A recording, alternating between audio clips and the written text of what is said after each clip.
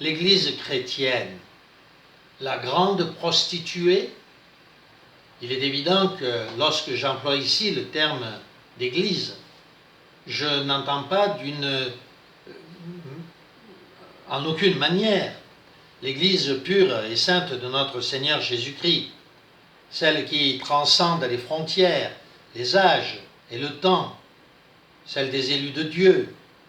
Non, ici nous parlons de ce que l'Ancien Testament appelle littéralement ou spirituellement le peuple de Dieu, c'est-à-dire de nos jours les églises dénominationnelles, catholiques, orthodoxes, anglicanes, protestantes, pour n'en citer bien sûr que quelques-unes. Ce sont de ces églises-là que nous parlons et dont nous disons qu'elles sont des églises de prostitution. Alors oui, c'est choquant. Et vous direz, comment cela? Eh bien, je vais l'expliquer. Mais avant, nous devons bien sûr aborder quelques généralités. La parole de Dieu compare l'Église à un arbre. Pas n'importe lequel. Notez bien, un olivier, souvent, ou une vigne. Un pied de vigne. Alors pourquoi un olivier et pourquoi un pied de vigne? Eh bien, prenons le cas de l'olivier. Regardez. C'est un arbre, c'est l'arbre le plus tordu, le plus noueux. Il ne pousse pas droit, il est impossible d'en faire des meubles. On peut en faire de magnifiques objets avec ce bois, on va le vernir, on va pouvoir faire des bols, des saladiers, mais en fait de simples petits objets. Du tronc de l'arbre, on ne peut rien en faire d'autre. Par contre, les fruits, eux, sont délicieux. Des olives qui sont, dont le goût est doux, délicieux, guérissant. Cette huile adoucit les rouages, même des automobiles les plus solides. Cette huile peut servir à la guérison, à apaiser. Voilà donc la description faite de l'olivier, qui représente bien, n'est-ce pas, cette église faite d'humains qui sont eux aussi noueux, dont on ne peut rien faire, et qui composent le bois de cet arbre, l'église. Prenons donc le cas maintenant de l'olivier, du cep, de la vigne. Mais c'est exactement la même chose. Une vigne, un bois tordu, noué, il est absolument impossible d'en faire quoi que ce soit. Par contre, là encore, le fruit, c'est le sang de la terre. L'image du sang de Jésus-Christ que nous avons utilisé dans le cadre de la communion. Le sang de Christ qui réjouit le cœur de l'homme, le sang de la terre. Voyez comment ces deux arbres, si noueux, si tordus, dont on ne peut rien faire, qui représentent si bien les humains, représentent, d'après la parole de Dieu, l'Église. Rappelons-nous aussi qu'il y avait des arbres dans le jardin d'Éden. Il y en avait beaucoup, et il y en avait deux qui avaient une importance particulière. Alors c'est vrai que nous ne connaissons pas le nom commun de ces deux arbres. Par contre, nous en connaissons le nom prophétique donné par la Bible. L'arbre de la connaissance du bien et du mal et l'arbre de la vie. Nous savons aussi que ces arbres étaient prophétiques de celui bien plus grand, bien plus beau, de la croix de notre Christ, le véritable arbre à la fois de la connaissance du bien et du mal et de la vie. Car c'est bien le Christ, par sa croix, qui nous amène la véritable connaissance et la vie éternelle. Nous n'ignorons pas non plus que c'est dans l'un de ces arbres du paradis, un de ces deux arbres, que se présenta le diable, un faux Dieu sous la forme d'un serpent, appelé dans la Bible d'ailleurs le serpent originel, trompant Ève et faisant chuter Adam et bien sûr toute l'humanité qui descendait de ses reins ou de sa race. C'est donc logiquement dans un arbre, l'arbre de la croix, que devait venir le Fils de Dieu pour effacer la faute de nos premiers parents et transmettre la parole véritable cette fois, non pas la parole de mensonge, ou plutôt pour reprendre la parole de mensonge du diable, nous amener la parole véritable, celle qui donne la vie éternelle et non pas la mort.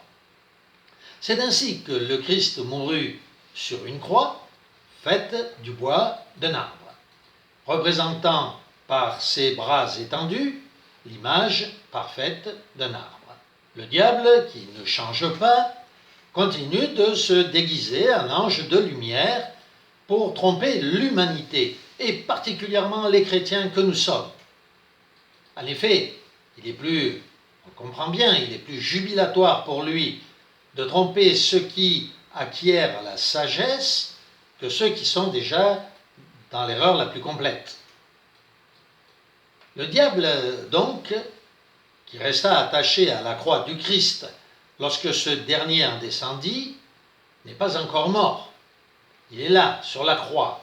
Il est toujours là, cloué à la croix, attendant dans la souffrance, sachant que sa dernière heure est arrivée, mais toujours présent donc dans le bois originel, dans l'arbre.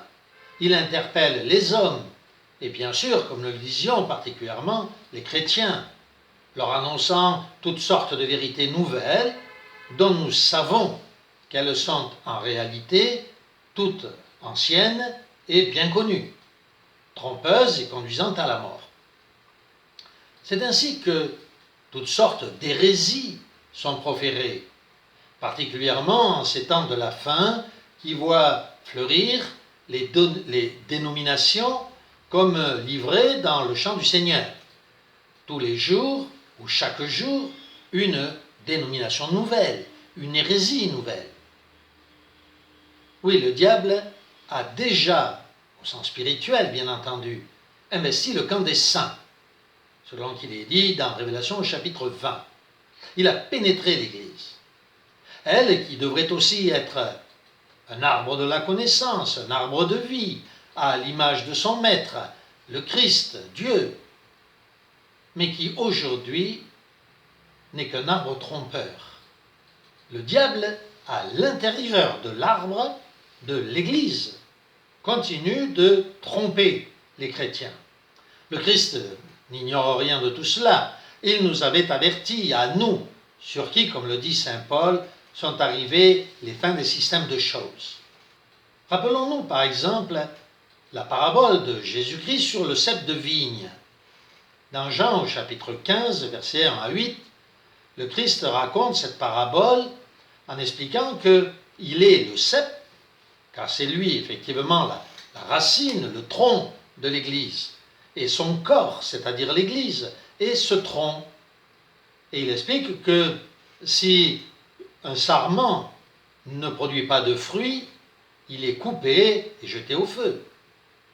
Et qu'un sarment qui a été détaché du cep, autrement dit, qui ne contient plus le suc de la vérité donné par Jésus-Christ, lui aussi séparé et jeté au feu. La vraie Église ne peut être composée que de branches qui sont absolument liées au tronc et nourries du suc du Saint-Esprit. Si l'un ou l'autre fait défaut, il est évident que le raisin ne peut plus sortir ou qu'il est malade, que l'agnelle ou d'autres maladies, le mildiou, l'atteignent. Le Seigneur Jésus-Christ, par l'Esprit Saint, utilise une autre parabole donnée cette fois par l'apôtre Paul au chapitre 11, verset 16. C'est celle d'un olivier. Alors nous le savons, dans cette parabole, l'objectif n'est pas d'expliquer complètement ces paraboles aujourd'hui. D'autres vidéos se chargeront de le faire, ou l'ont déjà fait. Mais néanmoins, rappelons-nous quelques points de base. Les racines, ce sont les patriarches du passé. Le tronc, c'est la véritable Église, tous ces fidèles qui reposent clairement sur les racines. les branches en étant les chrétiens. L'apôtre Paul nous explique que les premières branches, les plus anciennes, ce sont celles du peuple d'Israël, et que certaines d'entre elles ont été coupées pour que l'on puisse y greffer d'autres branches, celles des païens que nous étions. Les mauvaises branches ont été coupées et les nouvelles branches, celles des chrétiens, ont été plantées sur le même olivier, formant un seul peuple. Les anciens israélites, chrétiens à l'avance, et les chrétiens nouveaux, ceux qui chantent le cantique nouveau, formant un seul peuple. La voilà l'Église véritable. Dans les deux cas, on constate que le tronc est sain, il est parfait, il est pur, mais que des maladies, des séparations peuvent entraîner l'émondage des branches au profit des greffes saines. Les branches malades, comme le disions, atteintes de diverses maladies, le mildiou, la nigelle, sont jetées au feu pour y être brûlées. Nous entendons bien, n'est-ce pas, toutes ces branches mauvaises d'une église corrompue qui ont été élaguées et qui ne manquent pas de l'être chaque fois qu'elles sont corrompues. Les anges se chargent de ce travail. Souvenons-nous encore de cette parole de Paul. « Je sais qu'après mon départ, il s'élèvera du milieu de vous. » Écoutons bien, il s'élèvera du milieu de vous, c'est-à-dire du milieu du peuple de Dieu, du milieu de l'Église. Encore une fois, non pas de l'Église sainte de notre Seigneur Jésus-Christ, mais du peuple de Dieu constitué de ces églises dénominationnelles. Oui, il s'élèvera du milieu de vous des loups tyranniques. Vous avez assurément reconnu Actes au chapitre 20, versets 29 à 30. Dans les temps anciens, le peuple de Dieu, c'est-à-dire Israël, bien entendu, qui auparavant avait été fidèle, tomba dans une pratique du péché telle que Dieu en vint à le traiter de prostituée, comme le titre de notre conférence. Puis finalement, il finit par le rejeter, et ceux qui jusque-là avaient été son peuple ont été donc reniés. Cet Israël avait beau proclamer haut et fort être le temple de Dieu, ou dire que le temple de Dieu était au milieu d'eux. La parole de Dieu nous dit, ils affirmaient le temple de Dieu, sous-entendu, est au milieu de nous. Ou encore qui décrétait Jérusalem, ville éternelle, ou encore qui se disait fils d'Abraham. Ils furent balayés de l'histoire, Dieu ne conservant dans sa mémoire que les branches fidèles, comme nous le disions. Ce reste dont il se servira pour reconstituer la nation tout entière en temps voulu. Nous le savons, Dieu ne change pas. Il n'épargnera pas plus au peuple chrétien d'aujourd'hui dévoyer les châtiments mérités dont il a frappé l'ancien peuple. Ces chrétiens peuvent eux aussi proclamer haut et fort, comme ils le font, Dieu est au milieu de nous, ou encore déclarer Rome, ville éternelle, écrire sur leur billet de banque en Dieu nous croyons, ou sur leur ceinturon God mitum, ou sur leurs étendards Dieu est mon droit, selon les nations, selon ces nations chrétiennes. Rien n'y fera. La colère de Dieu s'abattra immanquablement sur ce peuple chrétien adultère, car le jugement commence par sa propre maison, nous dit l'Écriture. Oui, Jésus revient d'abord pour chasser les vendeurs du temple et faire rendre compte à tous en raison de leurs actes iniques. Oui, soyons bien assurés que ces parasites, ces hommes iniques et corrompus qui infestent les branches de l'arbre de l'Église seront bientôt nettoyés au Karcher. Les adultères, les fornicateurs, les pornographes, les pédophiles, Les hommes qui couchent avec des hommes, nous parlons ici de chrétiens, n'est-ce pas? Les femmes qui couchent avec les femmes, les rapaces qui volent l'argent des pauvres sous prétexte de prospérité, tous les vendeurs de la parole et tous les voleurs et les menteurs, ceux qui annoncent un évangile différent de celui que les apôtres nous ont prêché, ceux qui falsifient la parole de Dieu, les assassins de leurs frères chrétiens en temps de guerre, combattant pour leur patrie et tuant leurs frères qui pourtant font partie de la seule vraie patrie, c'est-à-dire la patrie chrétienne. Ces assassins-là, les assassins des Juifs ou des Amérindiens. Il faut savoir qu'aux États-Unis, c'est plus de 8 millions d'Indiens qui ont été massacrés par des chrétiens, des idolâtres, ceux qui ont dépouillé Jésus de l'adoration qui lui est due pour la détourner sur d'autres noms comme Jéhovah, Yeshua ou Marie ou les saints, quelle que soit leur étiquette, seront bientôt arrachés de la terre, car Jésus revient bientôt. Oui, chrétien, fais bien attention à la voix que tu entends prêcher du haut de la chair, du haut de la chair, de l'arbre de ton église dénominationnelle. Es-tu bien sûr qu'il s'agit réellement de la parole de Dieu? Es-tu sûr qu'un démon ne se cache pas derrière, dans une branche de cet arbre, ayant pris la forme d'un serpent? As-tu pris le temps d'en comparer l'enseignement de ce que tu entends, de cette voix, au son clair de la trompette, comme le dit saint Paul, de la véritable et sainte parole de Dieu, la Sainte Bible, le Saint-Esprit qui nous enseigne dans toute la vérité? Si Ève avait eu à cœur d'interroger son époux, à qui Dieu avait parlé, elle aurait gardé la vie.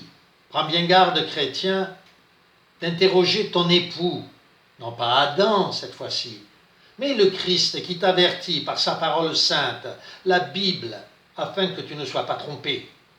Car heureux et saints sont ceux qui ont part à la première résurrection, nous dit Révélation au chapitre 20, verset 4.